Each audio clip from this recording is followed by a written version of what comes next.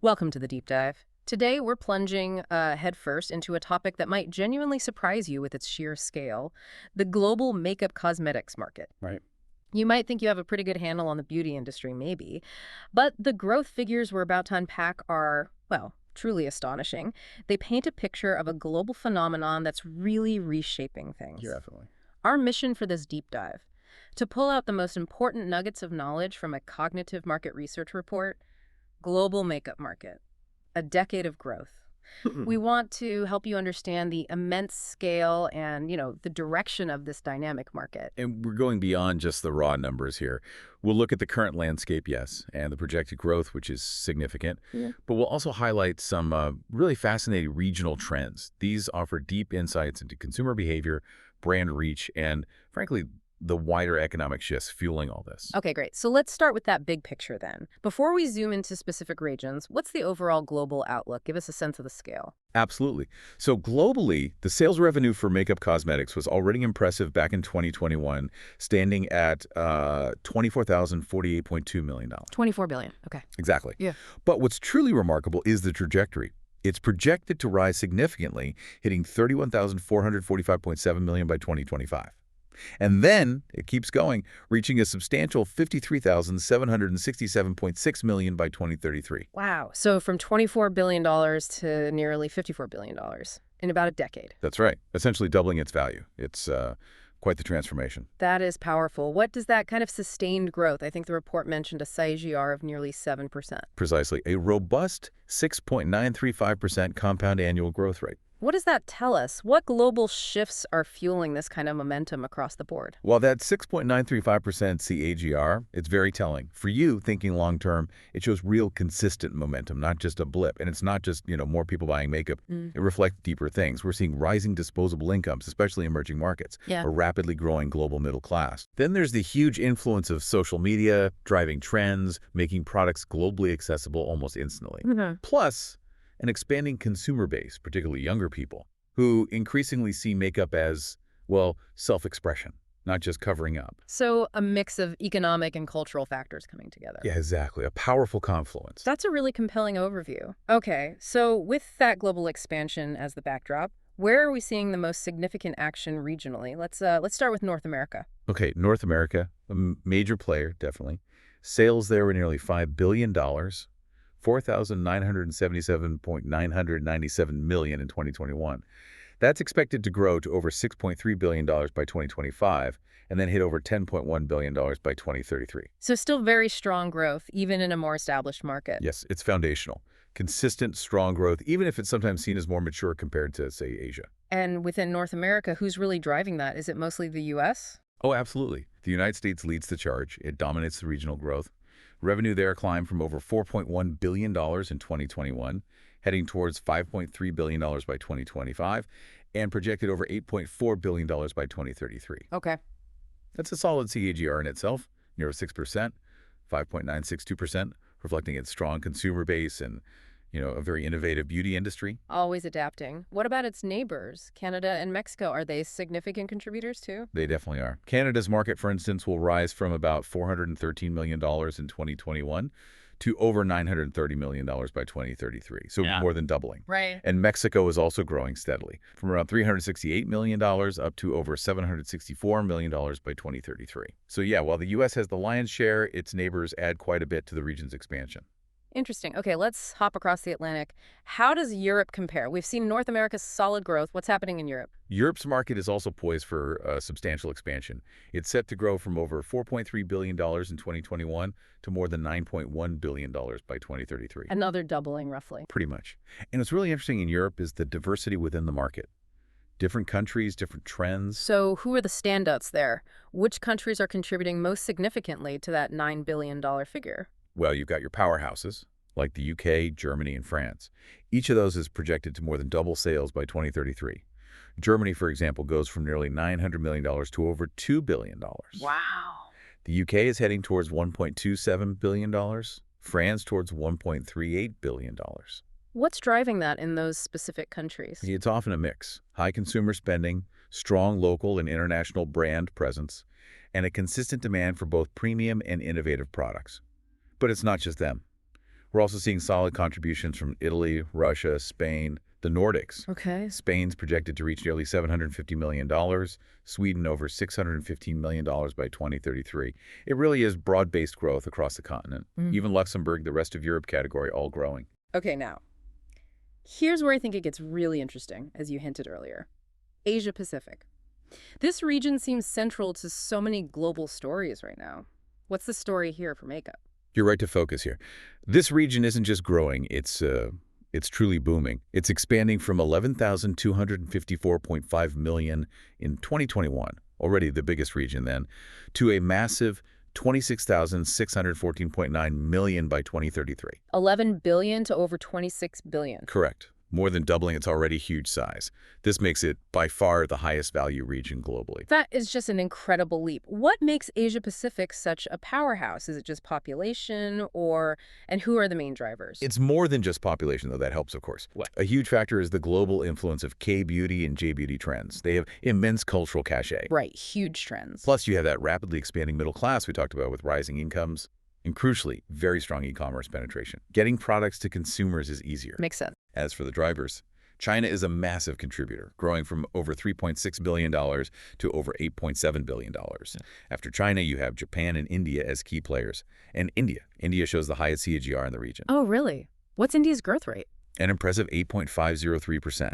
It's projected to increase from about $1.26 billion in 2021 to over $3.35 billion by 2033. Over 8.5% CAGR. That's remarkable. What's accelerating things so much in India specifically? Demographics, access, culture shift. It's really a combination of all three, I'd say. India has this huge young population, increasingly connected, very influenced by global trends via social media. Okay. Combine that with rising incomes and brands making products more accessible, more affordable. You see a fundamental shift. Makeup is moving from just occasional use to being part of daily life self-expression. Fascinating. Any other standouts in APAC? Oh, yes. South Korea, naturally, given K-beauty. Australia, Singapore, too, show strong growth. Singapore's market is set to nearly triple, from around $292 million to over $731 million. Triple? Wow. Yeah. And Southeast Asia as a whole, Taiwan, they show similar strong upward trends, reaching over $1.5 billion and nearly $1.3 billion, respectively, by 2033. The whole region is just, well, on fire. On fire seems about right. Okay, so we've seen established markets growing, Asia-Pacific exploding. What about South America? What kind of picture emerges there? Similar patterns or different drivers? South America is also set for significant expansion, growing from about $1.37 billion in 2021 to nearly $3.2 billion by 2033. So again, more than doubling its market size. Another region doubling. It's a consistent theme. It really is. Brazil is the largest market there, projected to rise to over $1 billion, $1.086 billion. And within South America, is there a particular country with standout growth, like India and APAC? Argentina actually shows particularly robust growth. It's forecast to expand from around $257 million to over $632 million. That's the fastest growth rate within South America. Interesting. Why Argentina, do you think? It often reflects periods of increasing economic stability, maybe a burgeoning consumer class gaining confidence. But others are strong too. Colombia, Peru, Chile all show solid upward momentum. Chile's expected to hit nearly $380 million by 2033. It's definitely a dynamic region. Got it. Okay, let's shift focus again. The Middle East. What kind of growth are we seeing there? And maybe what cultural or economic factors might be specific to that region? Sure. Sales in the Middle East are set to rise significantly, from about $1.27 billion in 2021 to over $2.9 billion by 2033. Nearly $3 billion. Exactly. Yeah. This region often has high per capita spending on beauty and luxury goods. There's a cultural significance placed on appearance, strong purchasing power in key areas, and a growing youth demographic as well. And who are the key players driving that growth in the Middle East? Saudi Arabia, Turkey, and the UAE are certainly key players. The UAE, for example, climbs from about $243 million to nearly $600 million by 2033. But Egypt, Qatar, the rest of the Middle East category also reflects steady growth. Qatar is expected to hit over $332 million. It's quite a sophisticated market, demand for both big international luxury brands and also region-specific products. Right.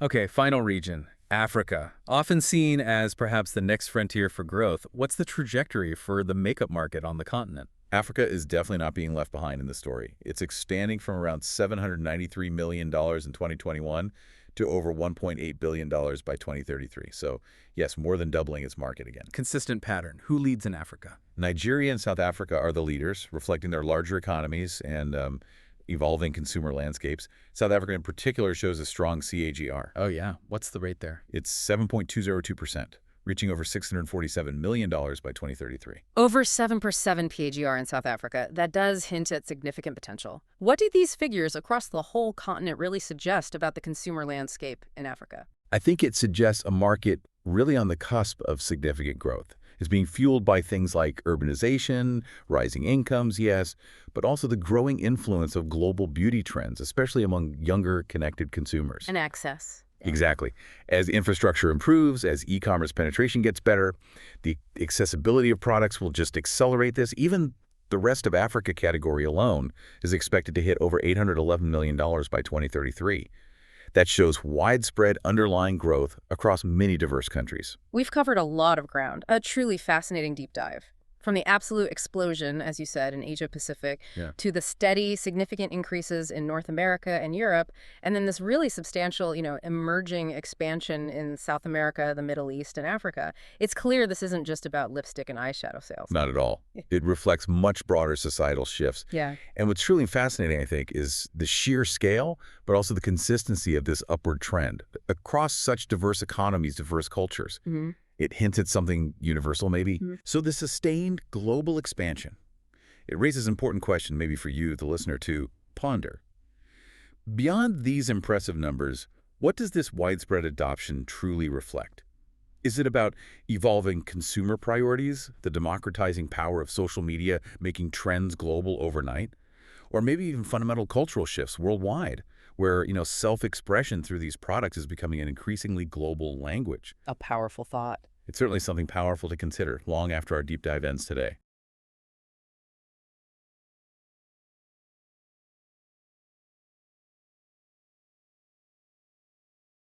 Welcome to the deep dive. Today we're jumping into the makeup cosmetics market. It's incredibly dynamic, always evolving. Our mission here is to really unpack the core insights, what's driving growth, what hurdles are brands facing, and what are those big trends shaping its future. And importantly, all these insights come straight from cognitive market research. They're a really trusted source for verified deep market intelligence. Absolutely. And it's such a fascinating market right now precisely because it feels like it's constantly reinventing itself. The changes we're seeing, they're not just about, new lipstick shades. They're fundamentally reshaping how we think about beauty and how it fits into our everyday lives. Okay, so let's get into it. The cognitive market research data points to some really powerful forces boosting this industry. What's really making it boom? Well, one of the, I think, most striking things the research highlights is just the massive impact of social media. It's gone way beyond just seeing an ad or a new product. Yeah. We're talking about this incredible acceleration of micro trends. Things can blow up and sometimes fade in like weeks. Weeks? Wow. Yeah, for instance, the research pointed to examples like a viral TikTok challenge driving something like 200% spikes in sales for one specific eyeshadow palette practically overnight. A 200% spike overnight. Exactly. It completely bypasses the old ways of advertising. It's not just influence anymore. It's like this instant, sometimes short-lived market creation. It reshapes what people buy, like right now. That's incredible. So it's more than a digital revolution. It's almost a real-time, consumer-powered market accelerator. Beyond that immediate digital impact, what else is driving things according to the research? If we zoom out a bit, another major factor highlighted is the combined effect of, urbanization and rising disposable incomes. This is especially true in emerging markets. Think places like India, Brazil, Southeast Asia. Okay. As more people move to cities, as their incomes go up, makeup becomes less of a luxury, more of a staple item, part of the routine. And this connects to something bigger, this kind of global aspiration. People in these areas don't just have more money to spend. They're actively looking for products, both local and international premium brands that connect them to global beauty standards, to this sort of modern identity. Yeah. That desire to connect globally, that's a really strong driver. And looking at how brands are actually responding, the research puts a lot of emphasis on innovation and customization. What does that really look like on the ground? Yeah, absolutely. The research is clear. Brands are working hard to develop products for, genuinely diverse skin tones, different cultural preferences, even specific lifestyles. We're seeing some pretty amazing advancements, things like AI-powered skin diagnostics. Right, where an app reads your skin. Exactly. It tells you what you need. And personalized foundation matching tools, often using AR, augmented reality, for virtual try-ons. So you can find your perfect shade instantly. Precisely. And this isn't just about offering more choice. It's about creating a personal connection, building trust, sometimes even more than you'd get from a person in a store. Interesting. And convenience is huge too, right? So multifunctional products, BB creams, lip and cheek tints, stuff that saves time. Those are incredibly popular. So lots driving growth, but, every market hits bumps. What are some of the key restraints, the sort of hidden challenges that brands in the makeup world are dealing with now? Well, one of the main ones, based on the cognitive market research data, is this growing consumer worry about chemical ingredients. It's not just a vague feeling. People are actively reading labels, looking out for parabens, sulfates, synthetic fragrances, that sort of thing. Yeah, you hear about that a lot. Totally. And this demand for transparency is really pushing manufacturers to rethink everything, their supply chains, how they formulate products. It's leading to a big shift towards organic, towards dermatologist-approved options. It's like re-engineering products from the molecule up, almost. That sounds like a massive job. And then there's the whole regulatory side. How do things like changing regulations and especially the bans on animal testing, how do they impact the industry? That's a really complex one. Because the rules are different everywhere, it creates these sort of fragmented markets. The research shows, for example, a product that's fine in Europe might run into trouble in parts of the US or India because the rules on cruelty-free testing or labeling, or even the claims you can make, are just different. Right. So that messes with market entry strategies. It definitely pushes up production costs, and it can delay launching new products, sometimes by months, maybe even years. It requires a huge investment just to stay compliant region by region. So brands are kind of walking this tightrope between what consumers want, these clean products, and this complicated patchwork of global rules. And layered on top of that, the market is just so crowded, isn't it? Oh, incredibly crowded. What does that fierce competition actually mean for brands trying to get noticed? Look, in such a saturated space, you've got the huge global players, these nimble little startups, loads of local brands all fighting for eyeballs. Just being different isn't enough. It's basic survival. The cognitive market research really points to this innovate or die kind of mentality. Wow. It puts enormous pressure on prices, and it forces brands to basically reinvent themselves and what they offer constantly, super fast, because if they don't, the market just moves on. They get left behind. It sounds relentless, like a constant race. Okay, let's shift gears a bit and talk trends. What are the really massive shifts that are changing the face of beauty right now? The things brands just have to pay attention to. Yeah, the research highlights a few major ones. First, there's this undeniable surge in natural, organic, and vegan cosmetics. People often call it clean beauty. Right. And it's not just a passing trend. It seems to be driven by consumers making choices that really align with their personal values. They're demanding products that are ethically sourced, cruelty-free, sustainable. You see brands like Ilia, RMS Beauty, Tata Harper. They're not just selling makeup. They're selling this promise of integrity. And they're defining a whole new premium category based on that. So it's as much of values as it is about the product itself. Interesting. What about how we actually find and buy this stuff? How's digital transformation still changing that whole experience? Well, that leads right into another huge trend. Digital transformation and just the incredible growth of e-commerce. What's really boosting the consumer experience and making things more accessible, according to the research, are innovations like AR and VR for virtual try-ons. Yeah, the virtual try-ons are pretty cool. They are. And AI-generating product recommendations just for you. These tools make it so much easier for you, the consumer, to discover things, to try them virtually, and then buy them from anywhere. It breaks down old barriers. And geographical barriers. Yes, exactly. And it personalizes the whole shopping journey in ways we couldn't even imagine a decade ago. So direct-to-consumer brands and these specialized online beauty sites, they're grabbing a really significant and growing piece of the global market because of that convenience and personalization. That definitely changes how you might try a new foundation or a bold lip color. And finally, the research mentions the inclusive beauty movement and gender-neutral cosmetics making big waves. What's the sort of deeper cultural meaning behind this trend, going beyond just the products themselves? I think this points to a really profound cultural shift. Beauty is increasingly seen less as conforming to some narrow old standard and more as a form of, individual self-expression. Yeah, definitely. The research shows consumers are pushing and pushing hard for diversity, not just more foundation shades or covering different skin types, but genuinely across all ages, all gender identities. And brands are responding. We're seeing gender-neutral lines, campaigns that are way more inclusive, wider shade ranges that actually reflect real people. Yeah. It's about authentic representation, finally recognizing that beauty is, well, truly for everyone. What a fascinating deep dive into the makeup cosmetics market. It's really clear this industry is going through such a powerful transformation, driven by, well, everything from cutting-edge tech to these big social movements. It really is changing, one brushstroke at a time, you could say. The insights from cognitive market research have given us a really vivid map of this whole dynamic landscape. Absolutely. And maybe a final thought for you, our listener, to consider. How do you think this ongoing mix of technology, ethics, and individual expression will keep redefining beauty, both in your own life and in the wider culture in the years ahead? It's definitely something worth mulling over. It really is. We hope you reflect on this deep dive and keep exploring these fascinating places where, commerce, culture, and innovation all meet.